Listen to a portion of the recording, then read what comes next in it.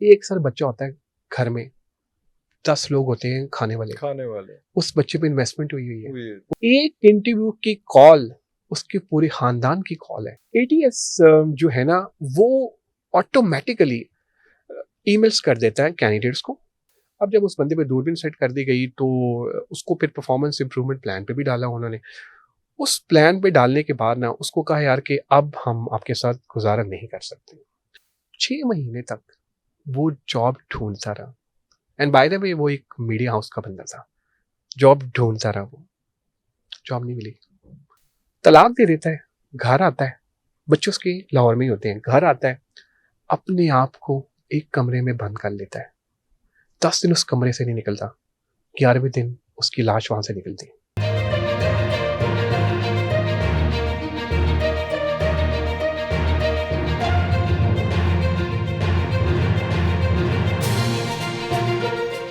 और फिर किस किस्म की गुफ्तगू आप करते हैं, अल्फाज का आपका चुनाव कैसा है, एक्सेंट आपका कैसा है, कब आप चुप करते हैं, कहाँ पॉज लेते हैं, उनके सवालों के किस तरह से जवाब देते हैं।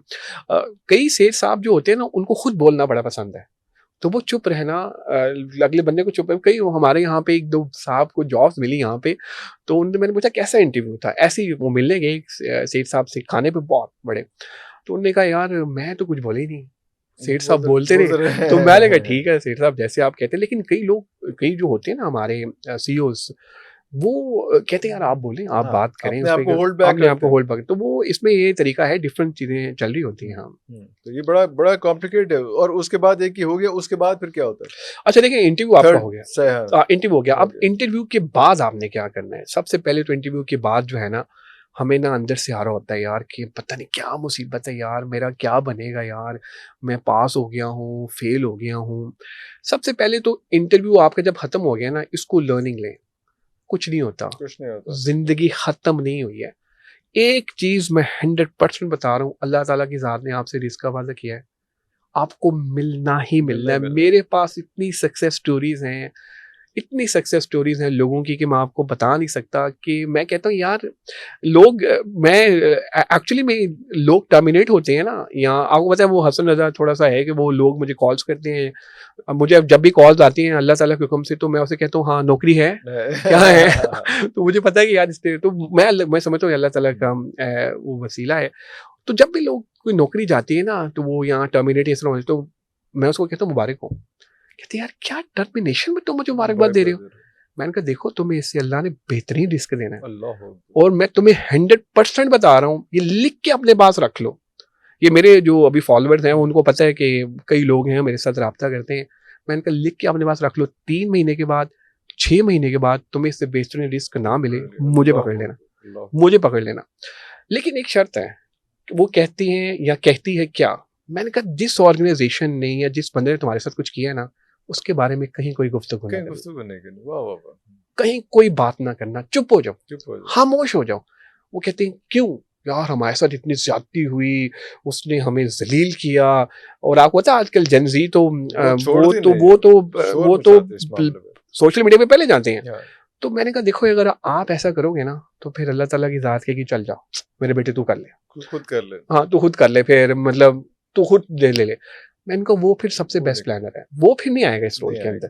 तो आप उनको करने से अल्लाह ताला की जात सबसे रहीम और करीम है। ना मिले 6 महीने के बाद फिर मुझे पकड़ लेना है। इरफान साहब सक्सेस स्टोरीज ऐसी बहुत ज्यादा लोगों को जॉब्स मिलती हैं। तो यही इंटरव्यू में जब लोगों को कॉल्स नहीं आती हैं तो ये क्या करते हैं हमारे बच्चे, देखिए वो बच्चे क्यों करते हैं, वो सोशल मीडिया पे जाते हैं, ऑर्गेनाइजेशन को टैग करते हैं कि इन्होंने हमारा इंटरव्यू लिया था, अभी तक कॉल नहीं है, फलां नहीं है। पहली बात है वो करते क्यों है? एक सर बच्चा होता है घर में, 10 लोग होते हैं खाने वाले। उस बच्चे पे इन्वेस्टमेंट हुई हुई है, उसके बाप ने, उसकी माँ ने अपने जेबर बेचे हुए हैं उसकी तालीम के लिए, उसके बाप ने दिहाड़ियाँ लगाई हुई हैं, मजदूरी की हुई है, उसकी एक्सपेक्टेशन है। एक इंटरव्यू की कॉल उसके पूरे खानदान की कॉल है। उस पूरे खानदान को जो है उसको जॉब मिल जाए, उसको खुशी मिल जाती है। अब जब फोन बजता है ना, जब इंटरव्यू का वो बताता है ओ मेरे ऑर्गेनाइजेशन से फोन आ रहा है, सारे घर वाले खुश होते हैं, अल्लाह की कसम सारे घर वाले खुश होते हैं कि यार ये क्या है। लेकिन जब पता चलता है कि यार नहीं हुआ, तो वही दिल बर्दाश्त भी होता है। लेकिन जैसे मैंने आपको कहा, बहुत सारे लोगों को कहा है कि यार रिस्क का वादा अल्लाह ने किया हुआ है, वो आपको मिलना ही मिलना है, चाहे वो जॉब हो, आप अपना बिजनेस करें, इनिशिएटिव लें, वो मिलना तो थोड़ा सब्र करना है। एंड पे जब आप ये सारा हो जाए, आप वेट करें, आप HR का या जो भी आपको कॉल है उसका वेट करें 4-5 दिन। अच्छा, आते साथ ना एक छोटी सी ईमेल कर दें या मैसेज कर दें, थैंक यू वेरी मच, मुझे बड़ा अच्छा एक्सपीरियंस रहा आपके साथ, चाहे आपका गंदा तरीन एक्सपीरियंस हो, कोई भी हो, वो एक अच्छा जेस्चर चला जाता है, एक अच्छा जेस्चर चला जाता है। फिर आप वेट करें, हफ्ते बाद 10 दिन के बाद जो है ना, अच्छा ऑर्गेनाइजेशन भी उनके ऊपर प्रेशर भी बहुत है यार। मैंने आपको बताया कि वहाँ पर अनएम्प्लॉयमेंट की वजह से एक बंदा जो है वो करता है, तो CV से काफ़ी ज़्यादा आ जाते हैं, तो उनके लिए थोड़ा सा मुश्किल है। लेकिन अब एक है application tracking system, ETS। ATS जो है ना, वो ऑटोमेटिकली ईमेल्स कर देता है कैंडिडेट्स को, जो भी इनका इंटरव्यू हुआ था। ATS मैं वर्ड यूज करूंगा, एप्लीकेशन ट्रैकिंग सिस्टम। तो ATS क्या करता है, वो ईमेल कर देता है कि भाई आपका इंटरव्यू हो गया है, हम फलां डेट को आपको फीडबैक देंगे, हम आपको बताएंगे। 10 दिन के बाद वो दोबारा ईमेल सिस्टम जनरेटेड निकल जाती है कि यार आप सॉरी रिजेक्ट हो गए, हम आपको यहाँ फिर ऑफर लेटर है तो वो ऑफर लेटर कर लेते हैं। तो अब सिस्टम्स के मुताबिक सारी चीजें चल रही होती हैं। लवली। अच्छा, लास्ट क्वेश्चन करेंगे यहाँ पे। Harassment at work place, it is become a very serious dilemma. या एग्रीड। और देखिए, मेरे पास तो लिंक्डइन पे बहुत सारे मैसेजेस आते हैं। एक सच्चा वाकया मैं आपको सुनाऊंगा, बिल्कुल सच्चा वाकया है। पता नहीं इस पे लोग खफा होंगे या कोई भी है, लेकिन मैं आपसे शेयर जरूर करूंगा। हिरासमेंट को हम अक्सर ना सेक्सुअल हिरासमेंट के साथ जोड़ते रहे हैं। हिरासमेंट सेक्सुअल हिरासमेंट नहीं है। ऑर्गेनाइजेशंस में मेंटल हैरेसमेंट, ये अभी जो हमने ऑफिस पॉलिटिक्स की बात की, ये हैरेसमेंट का पार्ट है। वो किसी खाते में नहीं आती। वो किसी खाते में रहती है। मैं अब आपको ना एक रियल टाइम सिनेरियो बता रहा हूँ। मैं एक पहले भी पॉडकास्ट में कहा, मैं आज भी आपसे फिर शेयर करता हूँ। एक हमारी ऑर्गेनाइजेशन में बिल्कुल सच्चा वाकया है। मेरे ये जो जिसके साथ ये हुआ, उसके भाई ने मुझे ये बताया। वो वाकया ये है कि एक साहब थे, वो एक ऑर्गेनाइजेशन में काम करते थे 10 साल से। तो एक नए साहब की एंट्री होगी उस ऑर्गेनाइजेशन में। तो जब नए लोग आते हैं ना, वो कहते हैं मैं अपनी टीम लेकर आऊंगा, पुरानों को हम साइड पे करेंगे। अच्छा, वो जो पुराना बंदा था ना, वो किचन कैबिनेट का पार्ट नहीं था। वो कॉम्पिटेंट आदमी था, अपने काम से काम रखता था। तो जब नया बंदा आया ना, तो उसने कहा यार ये जो बंदा है ना, इस बंदे को हमने फारिग करना है। तो उस फारिग करने के चक्कर में ना, उस बेचारे को कहीं ना कहीं जो है ना फंसाया। तो आपको पता है, एक दूरबीन हम सेट कर देते हैं, यार ये बंदा है, इसका आना, इसका जाना, इसको बताओ कि क्या है। और कौन रिपोर्टर दे रहा होता है? ऑफिस बॉय रिपोर्टर दे रहा होता है, फलां कोई भी रिपोर्टर होता है तो वो दे रहा होता है। तो उस बंदे पे ना दूरबीन सेट कर दी गई। अब जब उस बंदे पे दूरबीन सेट कर दी गई, तो उसको फिर परफॉर्मेंस इंप्रूवमेंट प्लान पे भी डाला उन्होंने। उस प्लान पे डालने के बाद ना, उसको कहा यार कि अब हम आपके साथ गुजारा नहीं कर सकते। वो बंदा वहां से उठा और घर आया। घर आने के बाद उसने अपनी मिसेस को बताया कि मेरी जॉब चली गई है। 4 बच्चे थे उसके। तो मिसेस ने कहा कोई मसला नहीं है, आपकी जॉब चली गई है तो आप ट्राई करें कहीं और। वो ट्राई करता रहा 6 महीने तक, वो जॉब ढूंढता रहा।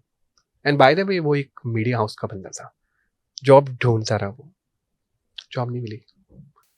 6 महीने के अंदर कर्जा चढ़ गया, बच्चों की फीसें, मसले मसाइल, इश्यूज बहुत ज़्यादा बढ़ गए। कर्जदार जो थे, वो घर आके दरवाज़ा खटखटाना शुरू हो गए, तंग करना शुरू हो गए। भाइयों ने, बहनों ने, किसी ने उस टाइम फ़ोन नहीं उठाया। एक दिन वो वापस घर आता है और आके अपनी बेगम को कहता है कि मैं जॉब के लिए अप्लाई करूं, लेकिन जॉब नहीं मिल रही है। बेगम फ्रस्ट्रेट हो चुकी होती है। स्कूल वाले रोज़ फ़ोन करते हैं, एक दिन उसके बच्चों को वापस भेज दिया। तो बेगम कहती है मैं तुम्हारे साथ नहीं रह सकती, मुझे ना मैके छोड़ो। फिर वो उसके साथ जाती है मैके, पिंडी में। फिर वहाँ पर उसको वो छोड़ने लगता है। तो बेगम कहती है कि मेरा तुम्हारे साथ गुजारा नहीं हो सकता, आज ही मुझे तलाक दे दो। वो कहता है मेरे पे टफ टाइम है, 10 साल हमने अच्छे भी तो गुजारे थे, आज थोड़ा टफ टाइम है। कहती मैंने तुम्हारे साथ नहीं रहना, मुझे तलाक दो। गुस्से में आके, लड़ाई होती है, रिश्तेदार होते हैं उसकी भी वहाँ पे, उसको तलाक दे देता है। तलाक दे देता है, घर आता है। बच्चे उसके लाहौर में ही होते हैं, घर आता है, अपने आप को एक कमरे में बंद कर लेता है, 10 दिन उस कमरे से नहीं निकलता, 11वें दिन उसकी लाश वहां से निकलती है, वो मर जाता है। इस पूरे के अंदर केस के अंदर इस पूरे केस के अंदर ये बहुत बड़ी हिरासमेंट है। आपने सिर्फ सेक्सुअल हिरासमेंट की बात की, बहुत बड़ी हिरासमेंट है। अच्छा, जब ये सारा सिलसिला हो गया, उसके मालिकान, वो जो नया बंदा आया था, सबसे पहले जनाजे पे आया, कहता है जी हम करेंगे, ये हमारा एम्प्लॉय था, हम करेंगे, ये हमारा एम्प्लॉय था, हमारी चीजें थी। तब कहाँ से, जब जॉब से निकाला था उसको, वही लड़की, वही औरत, मैं इल्जाम नहीं दे रहा, हर एक की अपनी लाइफ सिचुएशन होगी, उसके जनाजे पे आके रोना शुरू होगी, मुझे माफ कर दो, मुझे माफ कर दो। एक वक्त था वो कह रही थी मुझे तुमसे छुटकारा चाहिए, मुझे माफ कर दो। आप देखिए ये सारे सिनेरियोज जो है ना, ये सारे के सारे हिरासमेंट के अंदर आते हैं। आज वो 4 बच्चे जो हैं वो उसका भाई पाल रहा है। मुझे उसके भाई ने ना ये जब सुनाया तो मैं बड़ा, मुझे वो हुआ। अब यहाँ पर लोग सुनते हैं उनको कि यार सोचें कि हम तो सिर्फ सोच रहे हैं, तो हमें हमारी आंखों में थोड़ा सा हो रहा है कि यार ये क्या है। हम सोचे जिन पे गुजरी उस पे क्या होगा। सोचे उसने 10 दिन अपने वो कमरे में बंद करके किस किस्म की अजियत से गुजरा होगा। हम कहते हैं ना डिप्रेशन और ये वो, यार असल दुख ये है। हमारे लिए रोना क्या, मोबाइल में बैलेंस नहीं है, हमारे लिए रोना क्या है कि यार ये गाड़ी का मेरा मसला पड़ गया, फलां का ये वो है। यार असल दुख ये है। तो ये जो हमारी ऑर्गेनाइजेशन है ना, आपकी मेहरबानी है, कभी कभी ना खामोश बद्दुआएं भी लग जाती हैं, ये जहन में रखिएगा। और ये जो हरकत है या इस तरह की चीजें हैं ना, ये खामोश बद्दुआ होती है। लोग कुछ नहीं कहते कि ऊपर बैठा हुआ है, उसने एक ना एक दिन करना ही है, हिसाब लेना ही है। बिल्कुल सही हसन, बहुत शुक्रिया आपके टाइम का। ये बहुत सी बातें हैं जो अभी हम इस मिस कर गए हैं, और इंशाल्लाह आइंदा एक और प्रोग्राम करेंगे, इसमें सारा कुछ करेंगे। व्यूअर्स अभी तक के लिए इतना ही, इजाज़त दीजिए। पाकिस्तान जिंदाबाद।